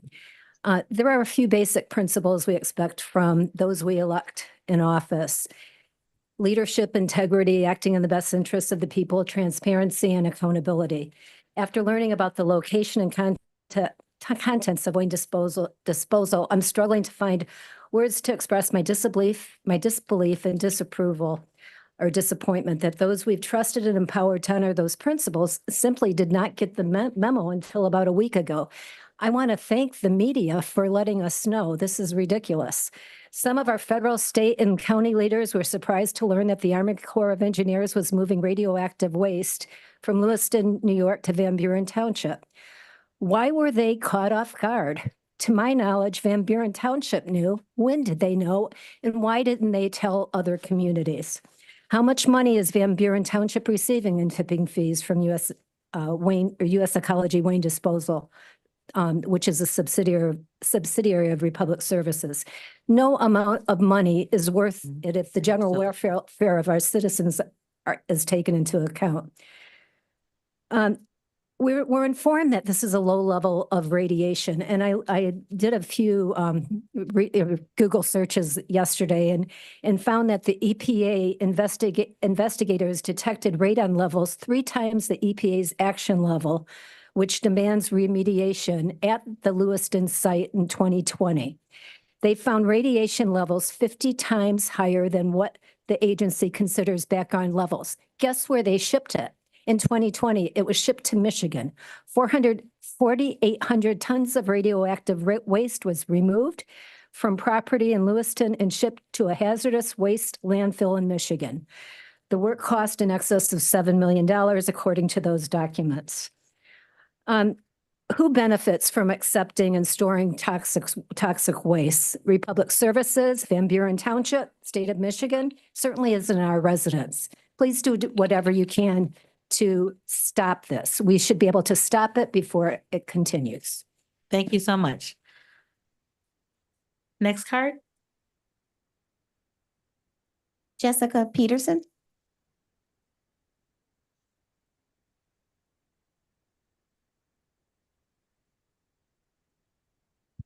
Thank you guys for allowing me to speak. I don't know how to follow that. I did not have anything prepared, but there were 2 points I was hoping to get answers from, and I did not. The first comment I'll say is, I know we're supposed to trust EGLE, but in the situation with Detroit in 2023, it was because they signed waivers.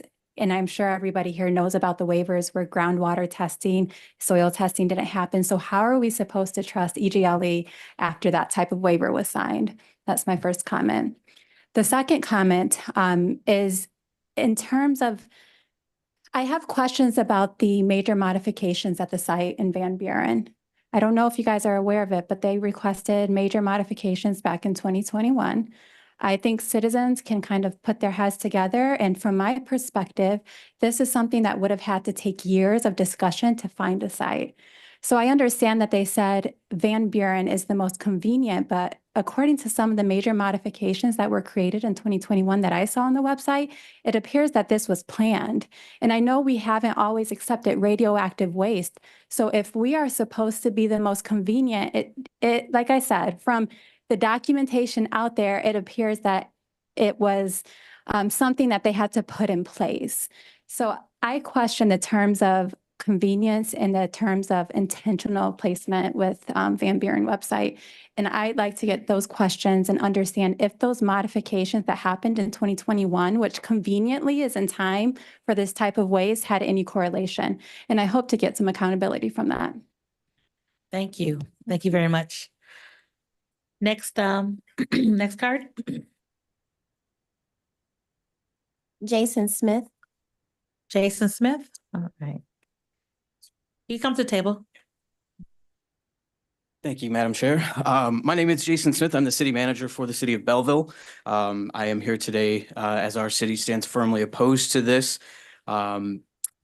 Just for some context here, this facility is located 1.5 miles from our city limits and about 1,800 feet from Belleville Lake. We've all kind of belabored the point, but this type of material is incredibly dangerous. The possibility of accidents, leaks during transportation presents significant threat to the health, safety, and the environment. Even with the most stringent safety measures, the unpredictable nature of accidents, whether they involve vehicle collisions, spills, or just flat out human error, poses a real and present danger to our residents. While we are well aware of the legal limitations that we have at this present moment, I would urge all the stakeholders to look inward to the moral, ethical, and environmental concerns that placing such dangerous material so close to Wayne County's only inland lake and a crown jewel of Western Wayne County presents to us. The proximity to the disposal facility to both our city and the lake compounds these risks. The contaminant failure should occur. The consequences could be catastrophic, potentially harming the land, air, and water quality. Belleville Lake is a critical resource for our ecosystem and to our community, both economically and visibly. Contamination of this 1,200-acre, 7-mile-long body of water would have devastating effects, not only on the people, but on the local wildlife, and could jeopardize our quality of life for generations. We cannot afford to take these risks lightly, and our community safety must come first. We strongly urge everyone to reconsider the plan and explore safer alternatives. And we stand united in our commitment to protect our city and its residents from the dangers of this waste. Lastly, through the chair, I would like to present a resolution that was passed last night at a special meeting by our city council, expressing our concern, and thank you all for your time. Thank you so much. And we'll read your resolution to make sure that it is similarly to our resolution. Thank you so much for coming in today. Next card, Colette McClinton. McClinton, Miss McClinton.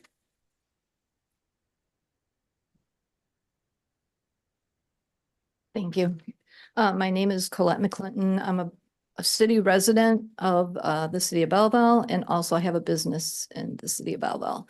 And as much as possible, I do as much recycling as possible to be as, completely green and so forth. To try not even have a big trash bin. So, but to hear all what is going on, one of the things that, sorry about that, I'm very nervous, and there's so many that has been brought up, and a lot answered and some not answered. Very, very just disturbing and concerned, the checks and balances that don't seem to be in place. It really is saddening. So I hope that things can be modified and come out of this. Another thing that kind of goes through my mind, and I don't know if it does yours or not, but yes, all this comes, and if it leaks, we have, health hazards. But if all these chemicals, radiation, radioactive materials are all in one location, does that become a bomb target? This is just something else that goes through my mind, and we have a high population. Thank you so much for your comments. Next card, please. Janine Rippey. Hi, my name is Janine Rippey. I'm a resident of Van Buren and a homeowner on Belleville Lake. I'm here with Colette and others from our community to express our concern. After listening to today's hearing, I'm very concerned to understand that we don't have a process to manage this very dangerous, hazardous waste. I heard a lot about notifications. I'm less concerned about just one aspect of the procedure, but we need a process from beginning to end. Not just some of the different pieces, but an entire process. And from my perspective, it needs to be at a federal and a state and a local level, because we're talking about New York State, by the way, where I grew up, in the Lewiston, Buffalo, Niagara Falls area where my family lives, to where my current family lives in Van Buren. So it's not just a Michigan thing, it's a federal thing. And I just cannot believe, as a former vice president of quality in the automotive industry, how serious this is and how unregulated, uncontrolled it is. What I really want to know as a resident and a mom and a member of my community is, where can I see the data for the air, the water, and the soil? I want to know every day, because I also went to college in Flint where we had the water crisis. I want to know if I'm safe. Yeah, absolutely. That's it. No, so where can I issue my Freedom of Information Act request to get that data? Because I will be requesting it. So I will say, we don't do back and forth, but I will say this, EGLE will have that information. EGLE? Yes, that's the State Environmental Department. EGLE. EGLE, okay. yeah. And what was the name of the woman on the phone who was the director? Ms. Brown. Yes. Okay, thank you. Thank you. Alan Wilson.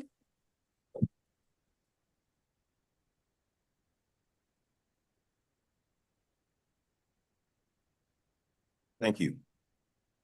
Good afternoon, Committee of the Whole, friends, distinguished guests, Zoom audience, YouTube audience, and anyone else I may have missed. I am Alan Wilson, sitting city council member in the city of Romulus. On the behalf of the city of Romulus, Mayor Bob McCrate, the city council, we sat together last night and we talked about a very strong resolution that we would like to present since our city obviously is in the crosshairs of this commerce situation. The resolution that came forth was Resolution 247. I'm going to express it quickly. Expressing concern regarding the radioactive waste scheduled for delivery to Van Buren Township, Michigan. Whereas Wayne County Disposal is preparing to take 6,000 cubic yards of soil and concrete and 4,000 gallons of groundwater contaminated with elevated radiation from the Niagara Falls storage site in Lewiston, New York, which from 1944 until 1952 served as a primary storage location for waste and byproducts associated with uranium or refining. And whereas the United States Army Corps of Engineers is working on a multi-year project to remove the elevated radiation waste from the Niagara site, and whereas 25 semi-trailer loads a week of the radioactive waste will be shipped down local highways and roads to Wayne Disposal in Van Buren Township beginning late August and expected to continue up to and through January 25th, 2025. And whereas Wayne County officials were not notified of the upcoming transport of radioactive waste through our communities, and whereas public safety issues of this magnitude affect the entire Western Wayne County region, including Romulus and the surrounding communities in Michigan, putting our residents, motorists, and infrastructure in harm's way. And whereas Western Wayne County officials and residents have no say in what occurs at Michigan Disposal, although it directly impacts the health and welfare of our communities and all of Wayne County. Now therefore be resolved, if I could, now therefore be resolved that the city and the city council and the city of Romulus, on the behalf of the city, formally request that Wayne Disposal reject accepting radioactive waste. And be it further resolved that Romulus encourages the federal government to seek alternative solutions to disposing of their radioactive and hazardous waste that does not jeopardize our citizens and our infrastructure, including changing interstate agreements. Finally, be it resolved that the city of Romulus further requests that the city and Wayne County officials be notified in advance of all transport and of all radioactive waste, any and all radioactive waste, including but not limited to specific safety measures during transport, routes of the semi-trailers, and what dates and times these semi-trailers will be traveling through our Wayne County communities. I attest that this is a true and correct copy of the resolution adopted on August 26, 2024 at the City Council on the behalf of the city of Romulus. And if I could just end with this Councilman, adage. you've already gone twice the amount of limit, so you have 10 seconds, please. Thank you, sir. Okay, well, thank you, sir. Well, let me say this. I am the incoming commissioner in District 11, replacing Al Haydes. I look forward to working with everyone. I will be looking forward to working with you in official capacity on January 2nd, and I look forward to moving this commission forward to represent the interests of our communities. Thank you very much for your time. Thank you for coming today. Thank you, sir. Madam Clerk. Bradley Holt. Good afternoon, all. Appreciate your patience with us. My name is Brad Holt. I live in Canton Township, but I'm in the Van Buren School District. I have observations only, general comments. My first one is the object of NIMBY. I grew up in Wayne County. I knew there were landfills on the western side of the county when I moved to Canton Township. No surprise. I know there's PCBs. I know there's dioxins. I know there's sulfuric acid. I know there's ammoniac waste. No surprise. The idea of radioactive material is a different magnitude. The Manhattan Project used very soft uranium. It was the early days of nuclear technology. The isotopes that were used in the development of the bomb are not the same isotopes that are used in nuclear plants today. Nuclear rods stored in pools, not a good idea, but much more stable than whatever is being brought here. So I don't like being accused, as I kind of heard from Ms. Brown, that I'm overreacting when I hear the Manhattan Project materials are coming to my backyard. Okay? Secondly, I've grown up in this county my whole life. When I grew up, there was a psychiatric hospital in Northville. It's torn down. When I grew up, there was a tuberculosis sanitarium in Northville. It's now a state park. There was another tuberculosis sanitarium in Plymouth Township. It's gone. There was a firing range in Northville. It's gone. DeHoco, for those of you who remember that, was out there. It's gone. Children's Home Village An unfortunate orphanage is gone. There was a deep limestone quarry in Northville. Terrible safety hazard, long gone. Now, why are all these horrible eyesores gone in Northville and Plymouth? But this dump sits in Van Buren Township. There are some really bad optics about all of this. And I know you guys can't do anything about that expressively, but I'm hoping to sort of inform your background that the way this looks stinks. This is disparate impact, and you can prove it if you want to. Thank you. Thank you. And next speaker, please. Michelle Thomas. Ms. Thomas? Good afternoon, and thank you for allowing us to speak. I'm sure that a lot of you have maybe read the article in the another article in the Detroit Free Press by Keith Mahoney, how Southeast Michigan became a dumping ground for America's most dangerous chemicals. So I'm going to just read a couple of things that I found a little concerning to me. One of the statements made, if either Wayne Disposal or Michigan Disposal is receiving chemicals of interest, the public does not get to know. Any chemicals on the list are removed from public viewable e-manifest data and are not reflected in total quantities of hazardous waste that a facility is receiving. If a manifest consists of only chemicals of interest, it is excluded completely from public reporting.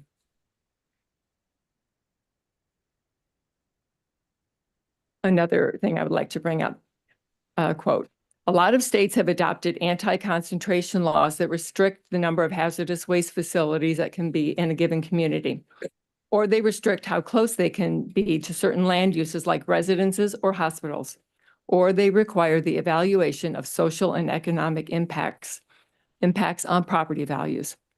As other states get more restrictive, the hazardous waste industry will often go, well, there are places that don't have these kind of restrictions. And right now, Michigan doesn't. And regarding something a little more recent, still accidents can happen. On September 19th, a tanker truck carrying 3,500 gallons of sulfuric acid overturned on US Highway 23 in Fenton, prompting closure of the highway and precautionary evacuation of nearby homes. No spill of the acid occurred in the crash. However, it is concerning that something may happen. And if you give it time, it will happen. So I'm putting all my faith in your good judgments. Residents. Thank you. Thank you. Alicia Douglas.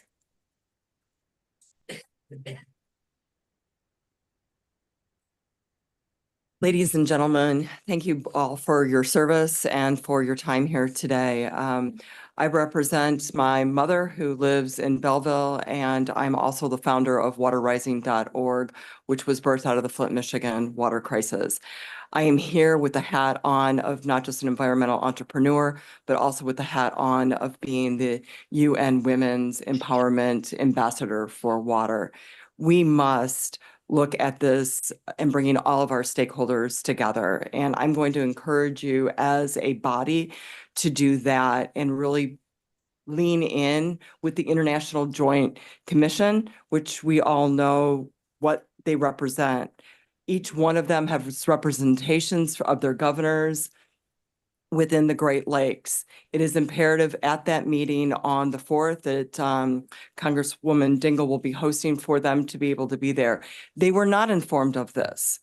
And knowing that they have representation, New York, Pennsylvania, Ohio, and of course, Michigan.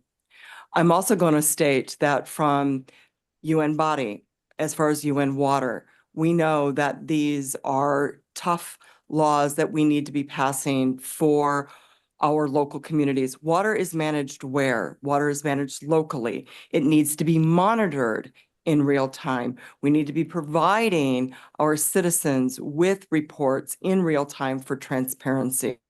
There are other countries that have already started making this move, and here in the United States, we are still lagging in that. The EPA has put out numerous asks for us to be able to move forward with that. So I will encourage you, and I will rest the fact that let's lean in. This is a great time to be bringing in all of our other sister organizations, as well as our other states, as well as other officials into this, and make it more of a stronger regional approach. Thank you so much. Thank you so much. Thank you for being here. Victor Jimmies.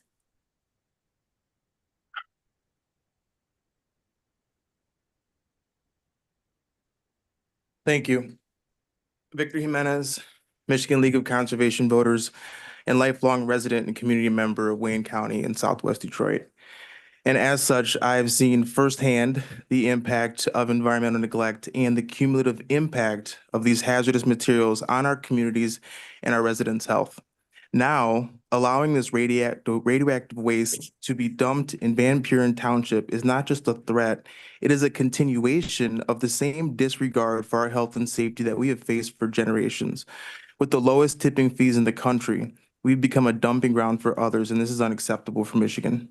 And detrimental accidents are bound to happen with more activity in transportation. We are already so overburdened by the truck traffic that this will without a doubt have an impact on our health and safety eventually, as many have noted. When habitual polluters and violators are allowed to factor in these ridiculously low fines as a part of business, communities suffer and they make money. And we must protect our residents and our one habitat by standing up for communities and saying no to becoming a dumping ground for profit. Residents deserve better, and the trash has to go somewhere, but it does not have to go here in the most populated part of our state. Habitual polluters and violators need to be shut down and forced to pay for the cleanup, not if, but when these hazardous materials spill into our communities. Thank you. Thank you so much. Appreciate you. Next. Norrell Hemphill.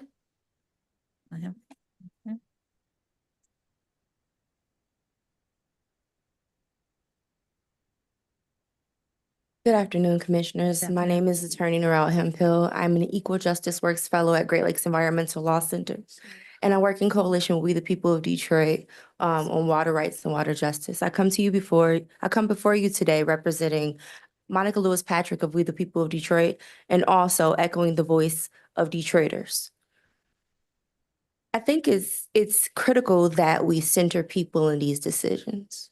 We cannot look at corporate gain. We cannot look at anything other than the cumulative impacts and what this may mean for the residents right here in southeastern Michigan, and particularly in Wayne County.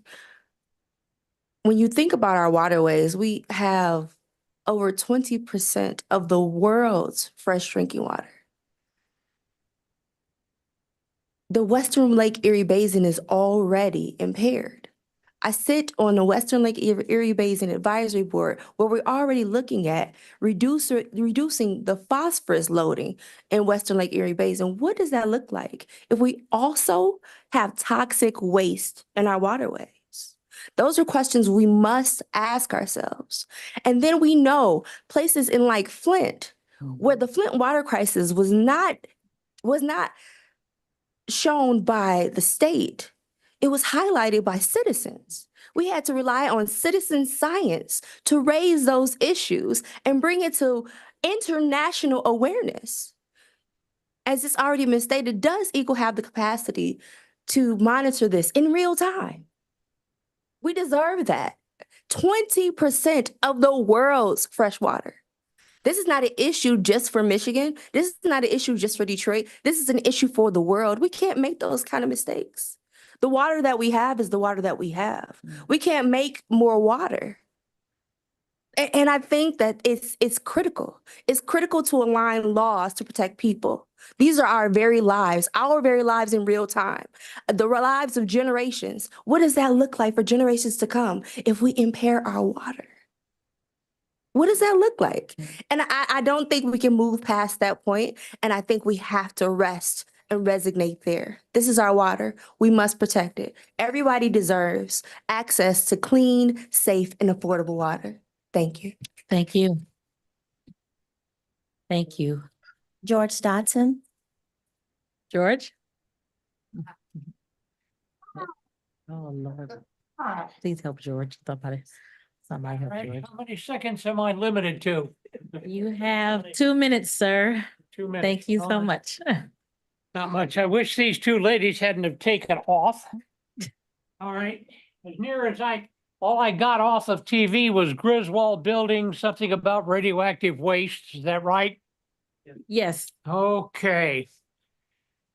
Now, on the learning channels and history channels and so forth, on one program, they mentioned that railway wheels are specially constructed by hand, so the distance between the right and left ones will be 1/8 of an inch or less. They have gauges that they put down on railway tiles to make sure that the rails are a certain distance apart to within 1/8 of an inch or less. Now, if you're going to be transporting hazardous material, think about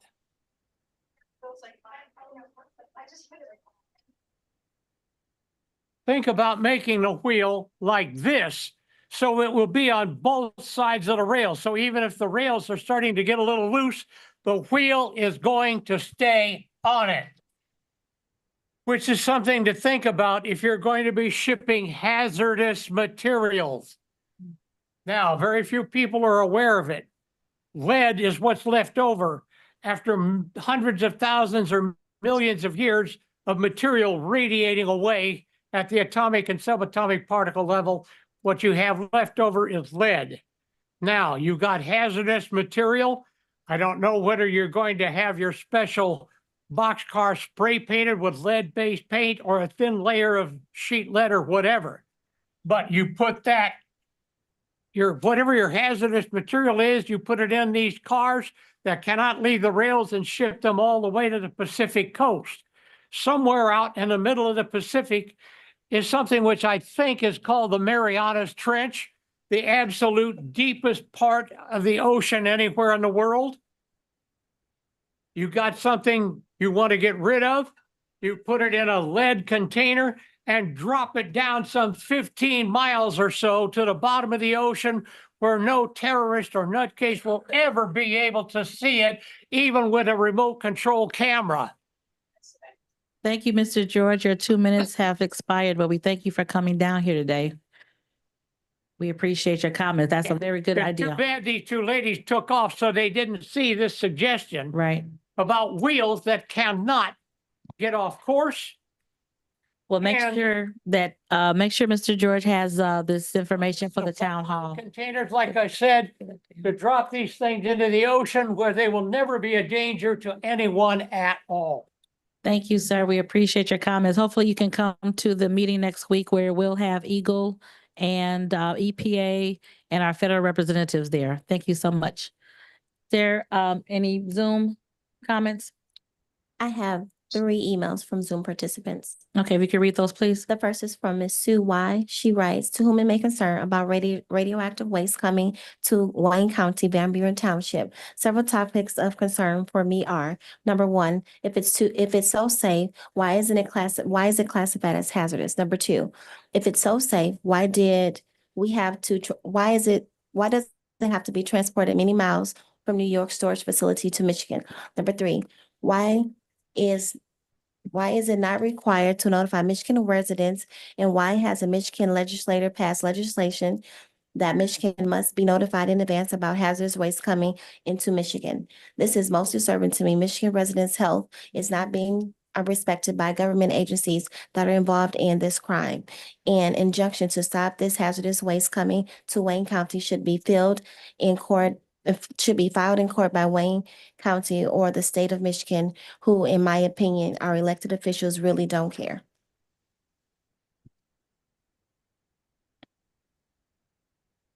The next is from Emily Moyer. My comments: why is this being sent during winter months and not somewhere closer or a more remote area? Winter could cause questionable weather leading to more problematic conditions for trucks transporting. This area is highest population in Michigan, 20th top freshwater. Why is it here? The site was put here when the area was mostly farm and rural. It is highly built up now, creating new housing every single day. This should not be in such a sensitive environmental and highly dense location.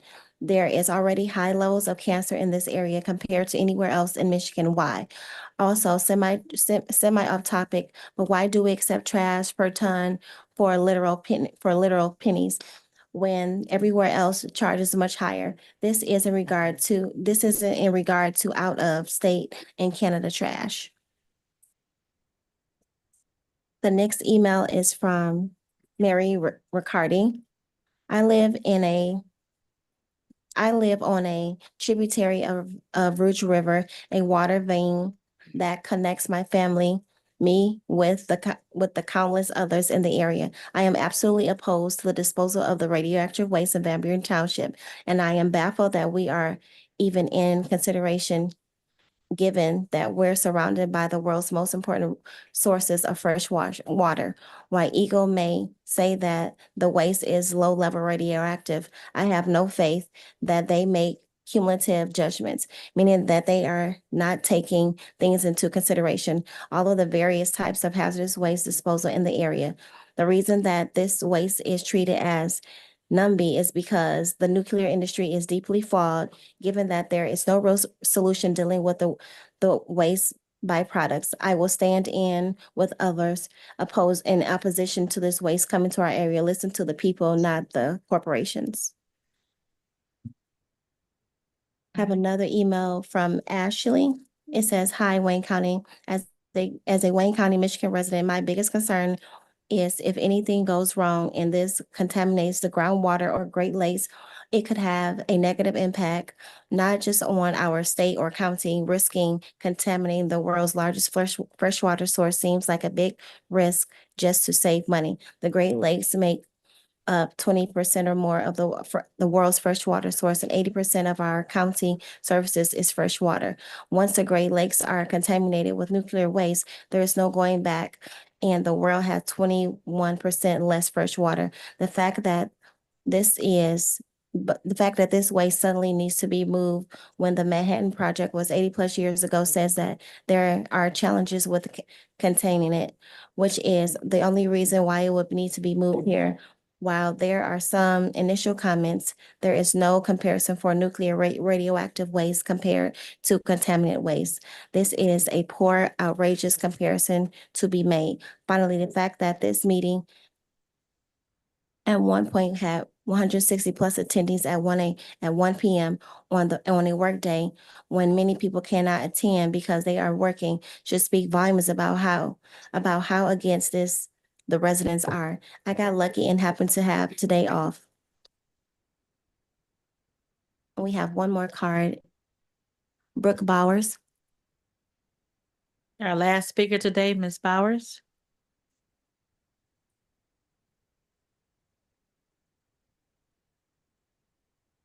Excuse me, Madam Chair, this is Robert McCray, Mayor for the City of Romulus. I've had my hand up for the whole meeting. I'd like to comment, please. Hi, my name is Brooke Bowers, and I just want to speak for a second to uplift the voices of the youth, because obviously there aren't enough of us here and not enough of us that are actually informed of the issues going on, especially in our state. Like my mother said, Attorney Narelle Hemphill, we sit on 20% of the world's fresh water. How that alone just makes this whole thing crazy. It's so important. Water is something we need to protect. All the water we have here, it doesn't just go away or we get more water. This is the water that stays here. So how are we going to bring toxic waste that's going to infect our fresh water, our fresh drinkable water here to the state of Michigan? Second, it's the government's duty to protect us as citizens. And there's so many things that can just go wrong, not even talking about when the toxic waste is here, but on the way here, like it's being delivered through trucks. There's so many issues just with that alone. Obviously, I don't have a lot of information on this. I've just been listening in, but I just wanted to uplift my perspective from what I'm hearing. It just doesn't sound like a good plan or a well thought out plan. And there's more things that can go wrong than things that can be helpful from this happening. So thank you. Thank you so much. Thank you from the Youth Vote. We appreciate your voice and your opinions. Thank you so much. So at this time, again, I want to thank my colleagues who made this special meeting. Let me thank the public for coming out. As was stated, this was obviously a very important meeting because so many of you came out, took time out of your schedule, paid for parking to come down to listen to this important discussion. Please take note that Congressman Debbie Dingell will be having a town hall meeting on next week on September 4th. If you need a copy of this, we can give you a copy or can take a picture of it before you leave. But know that the reason that this commission called this special meeting is because all 15 of us are aware of how detrimental this is. We are on the side of the people, making sure that we can do whatever we can in our powers to make sure that this does not occur. So again, know that your commissioner and all 15 of us are on your side. We are here for you. If you have additional comments or questions, please reach out to any of us, and know that on the next full board meeting, which will be next week, Thursday, we will have a resolution to address this and to speak about how we are vehemently against this. So thank you again for all of you who came out. Thank you, colleagues, and we look forward to making sure that we put protocols in place to make sure that this does not happen, and that we put protocols in place to find those people so Michigan is not an attractive site for waste to come across the country to dump in our backyards. So thank you so much. We look forward to continuing this discussion until we have permanent resolution to this issue. Madam Clerk? What do you think of the idea of everything being in the bottom of the Marianas Trench? That's right. Meet adjourned. Thank you so much. 15 miles deep. It's 6 miles deep. That's all only 6 miles. Gee whiz, the town.